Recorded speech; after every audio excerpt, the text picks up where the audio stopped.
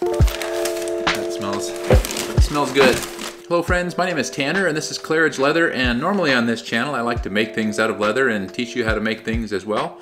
In this video I want to do something a little bit different and just geek out for a few minutes about Nick's handmade boots, kind of all that goes into them from a leather craft perspective as well as just how they work as boots. So I've worn these for about 3 years straight.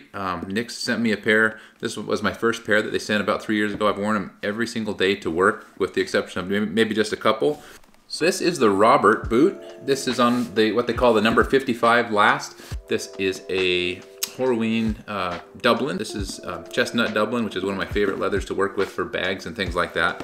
And this is Horween Predator. These are the ones I wear on weekends to do work around the yard and things like that. And this is the Urban Logger, which is essentially the same boot, just with a lugged sole. So they've released a new model, brand new model. We're gonna look at it here. Let's unbox it. You only get to do that once, so I saved that for this video. So let's take a look. Oh man. So I told them I was getting a little bit low on laces, so they hooked me up with some new laces. That's awesome. Leather laces are great, but they do break over time, so it's awesome to get some new ones.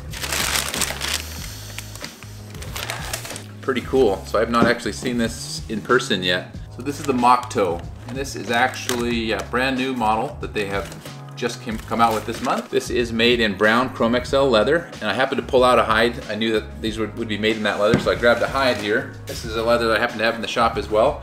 So Chrome XL is known for being really good in the elements. It's a combination tan leather, so it's chrome tan and then vegetable tan, as I understand it.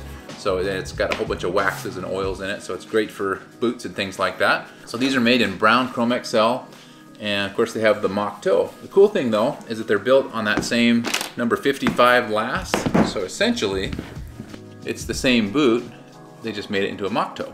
So something I love about these boots is it's just leather. It's just leather and more leather and more leather. Rose Anvil has an awesome YouTube channel where he just cuts apart shoes and boots, and I'll try to put some links up here so you can check those out. But he cuts them right in half so you can see all the layers of leather. It's pretty impressive. I actually got to go to Spokane a couple times and visit the factory and just see how they make these. There's these guys just with amazingly strong hands, hand lasting these things. So they're stretching these things over the last, which is just an art that's not done often anymore.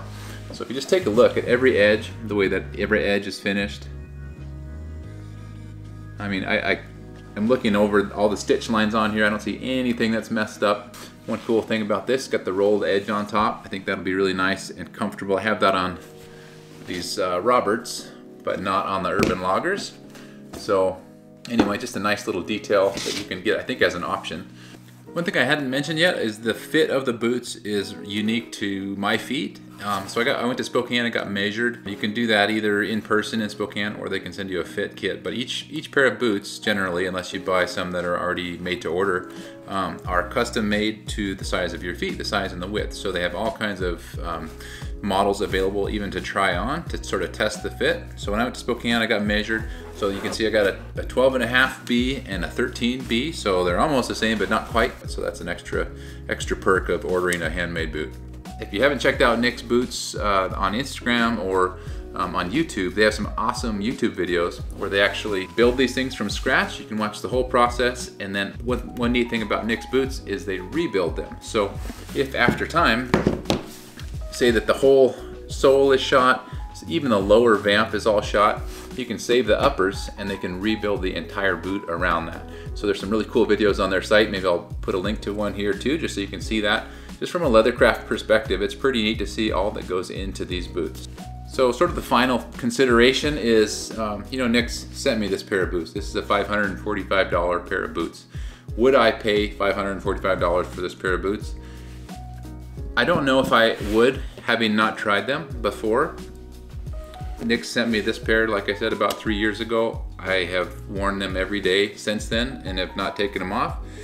At this point, I would happily pay $545 for a pair of boots from Nick's because this is 3 years old and there's, I don't know how many more years of life left in them. If you think about paying $100 or $200 a pair for a boot that's gonna last a year or two, the math just sort of makes sense. So plus your feet feel great, and for a work boot like this, or even a more heavy duty work boot like that, I think there's no question you should invest in your feet. So I hope you enjoyed this. This kind of just for fun video, just to sort of geek out a little bit with you on some boots. If you want to get in touch with Nix, I'll put some links down below as well. Big thanks to them again for sending me some boots.